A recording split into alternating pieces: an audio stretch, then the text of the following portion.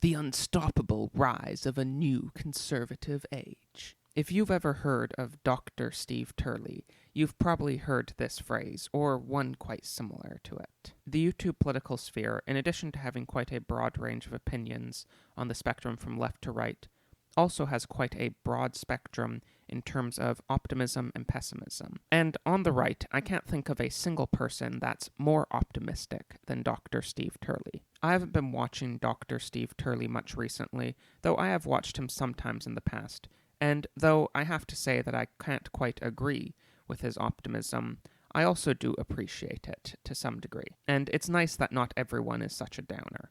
Though I disagree with him on quite a few things, I can't say that I fault him too much, especially considering he's quite a bit more conservative than most of the conservatives you see online. But okay, what am I even talking about? What is this all about? Well, I thought this would make a good election day topic, because the American election is not something that only affects Americans, evidenced quite clearly by the fact that you have a Canadian talking to you about this.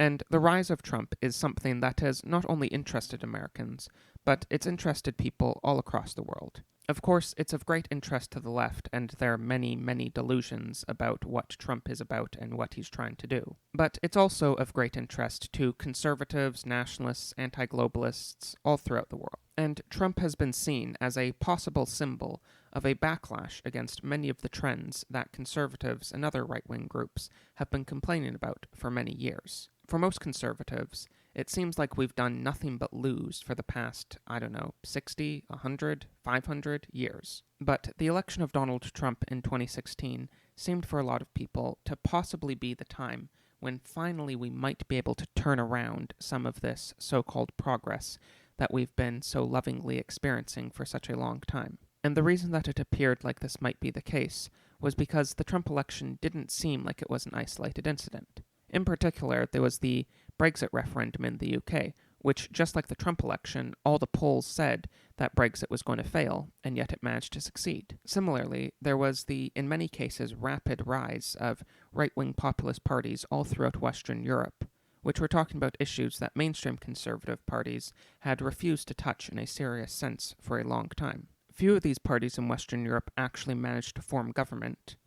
Really, there's only two that I can think of, the Freedom Party in Austria and Lega Nord, both of which are currently out of government. But many of them have come to places in mainstream politics that could hardly have been suspected to be possible only 10 years ago. And though they have not had the success that some in 2016 thought they might, it is at least looking like a real possibility that someone like, say, Marine Le Pen could be the next president of France. So all these changes in really only about the span of 5 years has caused a lot of optimism in certain quarters of the right.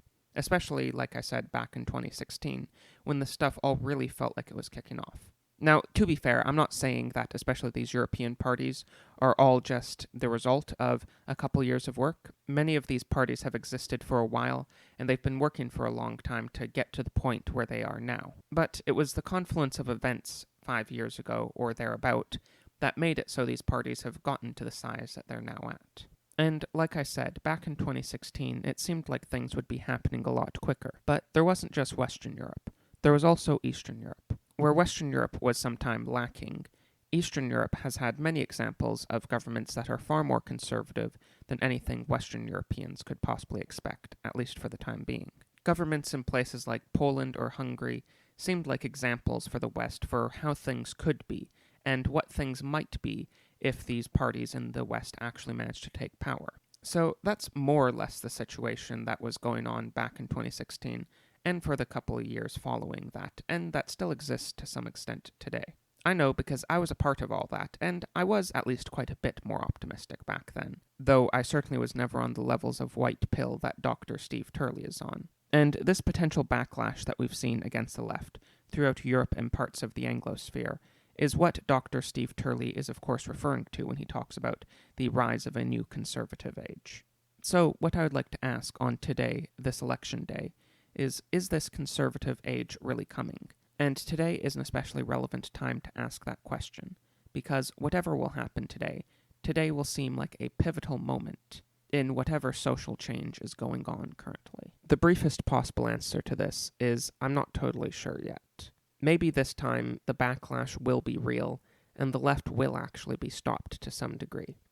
Even if it's not in America, maybe it will happen in other places. But I'm not here to look at what is possible, I'm here to look at what I think will actually happen. The first place to look is at the electoral success and lack thereof of these parties throughout Western Europe. In France, for example, in 2017, Marine Le Pen failed to win the presidential election and lost to Macron, which is of course why we have him as their president now. The loss was quite bad. In France, they have a 2-round electoral system, where in the first round you can vote for whoever you want, and then in the second round, if no one from the first round gets over 50% of the vote, there are 2 people that you can vote for, which are the 2 top people from the first round. In 2017 in France, it was of course Macron and Le Pen, and Macron won with about 66% of the vote compared to Le Pen's 33%. Now, on one end, that might seem to be a strike against this rise of a new conservative age. But on the other end, if you look at what has developed in France since then, things look a little bit more optimistic. You will often hear Americans say that Le Pen's party won the election. That's not really true. That's more of just a misunderstanding of how elections work in Europe. Le Pen's party did come in first place among all the French parties, but that was only about 23%, which is impressive, but it's also not incredibly impressive. They have proportional representation for those elections, and basically what that means is the amount of votes you get roughly translates to the amount of seats you get. 23% is hardly a majority of the French seats. And, in fact, left-wing parties got a majority of the seats in that election. But with that said, it is still a somewhat impressive feat that Le Pen's party was able to achieve that. However, what is far more impressive is in the years since the French presidential election, Le Pen's poll numbers have managed to go up quite drastically. Macron's party and Le Pen's party are easily the top 2 parties in the first round, though neither of them come anywhere close to over 50% of the vote. So, in all the polls for the second round election, Le Pen is still losing, but she is doing far better than she was in 2017. Some polls have had her as high as 45%, with the lowest polls at around 40%. So, still comfortably at least a 7-point lead since 2017. So that's still not a victory, but it's definitely a significant improvement. And it's not hard to see how 45% could easily turn into 50 plus 1%. Similarly, in 2018 in Italy, there was also some optimistic news. That year, Italy had its general election, and the polls were, just like in the American election, quite wrong. There were 3 main contenders: the center-left coalition, the center-right coalition, and the 5-Star Movement. A full description of all these groups is way beyond the scope of this video, but the basic point is the center-right coalition was run by basically the Italian boomer conservative party, Forza Italia, led by Silvio Berlusconi. The center-left coalition was run by the same old, conventional continental European social democrats that you'd expect it to be run by. And the 5-Star Movement was run by sort of anti-establishment center-left types. However, on election day, it turned out that one of the junior members in the center-right coalition got significantly more seats than the senior member, Forza Italia. This was Lega Nord, led by Matteo Salvini, and this instantly put him in the driver's seat of the coalition. And after the election, his poll numbers rapidly climbed, all the way up to 40%, I think, at one point, just for his one party alone, never mind the other members of the coalition. Eventually, the 5-Star Movement, which got the most seats in that election, agreed to form a coalition with Lega and Lega alone, not the rest of the center-right coalition, and that led to a government which lasted for a year, with Matteo Salvini being made the Minister of the Interior, and the promise given that he'd be able to bring about his pledges on immigration. But, as I said, that coalition only lasted for a year. The popularity of Salvini surged rapidly in the time following the election, and it became quite clear that he could govern without the support of the 5-Star Movement if he could win another election.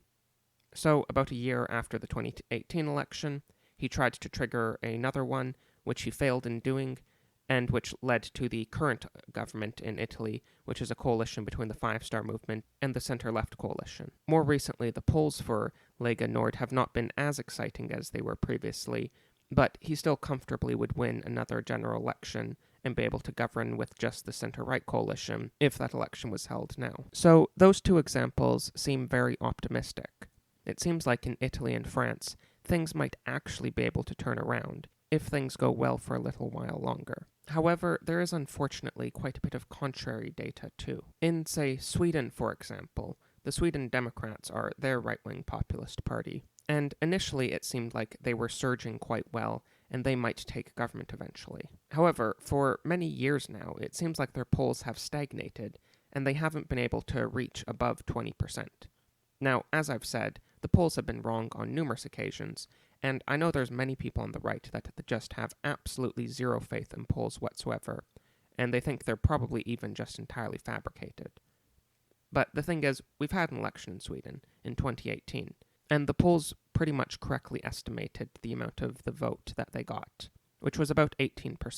And the polls since 2018 in Sweden have showed basically no growth. Similarly, in Germany, AfD was one of the parties which there was initially a lot of enthusiasm for, and in the 2017 election there, they got over 12% of the vote, which was relatively impressive. However, since then, their poll numbers have totally stagnated. They're polling at about 10%, even lower than what they got in 2017. And though they are doing very good in Eastern Germany, which is their base, it doesn't really seem like they're doing very well anywhere else. And again, I know I'm going to have people telling me the polls are wrong, and hopefully tonight, that is the tonight of when this video comes out, the polls will have been wrong once again and Trump will be president for another 4 years. But as I said, the polls were not wrong in Sweden, and they weren't wrong in Germany in 2017. And considering Germany is one of the countries that was hit the hardest by the migrant crisis, it doesn't seem incredibly likely like any future events will finally shock them into motion. Another not-so-optimistic example is the UK. Now, on one hand, what's happened in the UK seems a little optimistic. The Conservatives had a landslide victory in their most recent election, and they are finally going to get through with Brexit at some point, and it might even be a no-deal Brexit. But it seems really clear at this point that Boris Johnson isn't going to be doing anything for the right other than Brexit.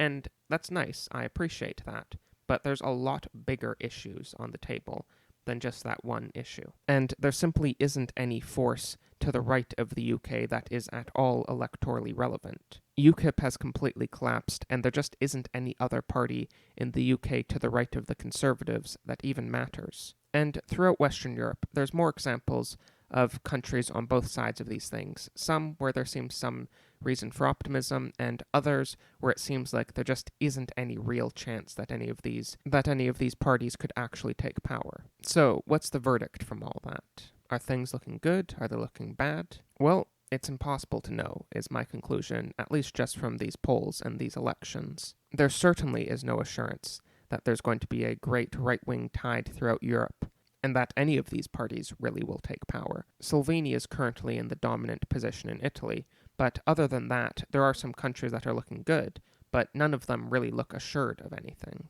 But beyond that, there's a bigger issue at play in all this. Even if Salvini and Le Pen and many of these other parties all manage to take power, will that even really matter? The main policy that these parties are running on is reducing immigration, and I'm sure they'll manage to do that to some extent or another. If Trump's managed to reduce it by 50% in America, I doubt that people like Salvini won't manage to do it by a significant amount. And that's good, I support that, and I'd be happy if that happened.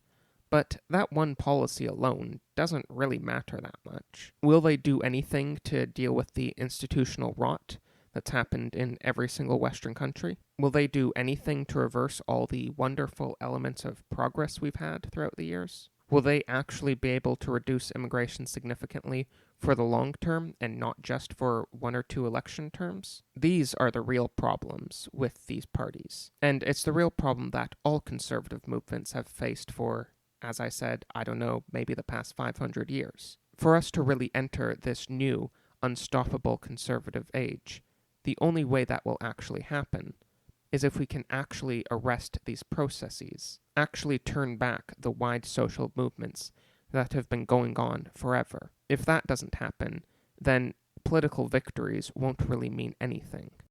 Thanks for watching. Please donate to my Subscribe Star if you enjoy this content, or I also have a Patreon and a Teespring. And please remember to like, comment, subscribe, hit the bell, and share these videos with anyone who you think will enjoy them. And a special thanks to my donors, Emmett Vestry, The Right Cafe, yourself, Siphius Rex, Litta, Quo Pregranitor, Haxorius, Adzutko, Josiah, King of Evil Florida and the Moon, Seth Apex, Richard, Cringewalker, Zian Harris, Thomas Thomist, Windowlick, and Augustine. And thank you everyone very much for watching again, and goodbye.